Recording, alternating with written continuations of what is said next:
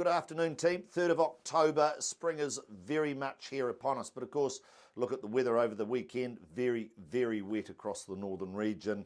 Certainly a wash across Auckland, but they do tell me that the open home activity throughout the weekend was still very strong. Some wonderful auction results right across the country over the weekend. So again, markets are solid, markets are strong. Keep up the great work and keep up doing those open homes, and of course all the important phone backs and everything that we do. This morning I had the pleasure of going to a business meeting held by KPMG. They had the Prime Minister speaking there this morning, talking about the global economy and of course New Zealand's economy. And he spoke of how long we believe, or he believes, that this economy will be with us. And he seems to think that we're going to have a strong, buoyant economy for quite some time. He says there are three things that dictate a depression or drive economies down. One is a drought. Well, if you looked at the weather in Auckland over the weekend and across the country, certainly not in a drought. Don't think we're going to have to worry too much of that. Interest rates going up. They also is one of the second factors in driving a depression. If you look at the global pressure, there is massive pressure to keep those interest rates down and in fact to drop them even further, so that's not going to have an effect.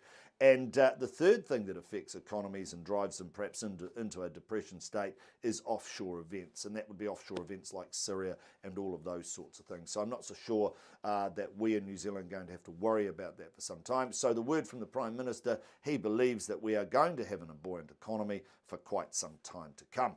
Now we talk about buoyancy and buoyant economies. Thursday night, Sport for Life dinner. Gee, we went along to the Sky City Grand. We had our Sport for Life dinner. It was a very, very proud moment to be able to stand on stage at the end of the evening and donate $134,000 to the Halberg Disability Sports Foundation. Now they do a lot for the youth and sport and young ones and up to young adults in sport.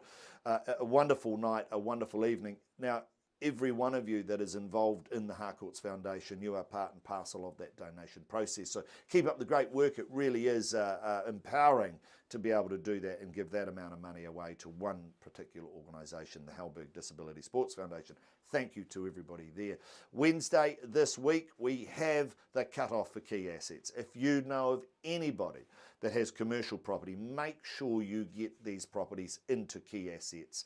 The magazine, the cut-off is on Wednesday this week, the 5th, and from there the magazine will be distributed right across our entire network of NAI Harcourts. We'll be putting it in Kuru clubs domestically and internationally. Don't miss this opportunity to put your commercial, or give your owners the opportunity to put their commercial property in this magazine.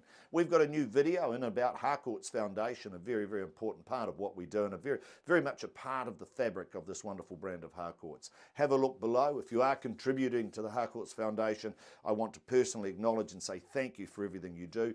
If you haven't considered it, please get a hold of Emma Revel. She's our foundation ambassador, and we'll get you all involved with the Harcourts Foundation team. You're doing a wonderful job. It's less than 80 days to Christmas, less than 80 days until we take a break.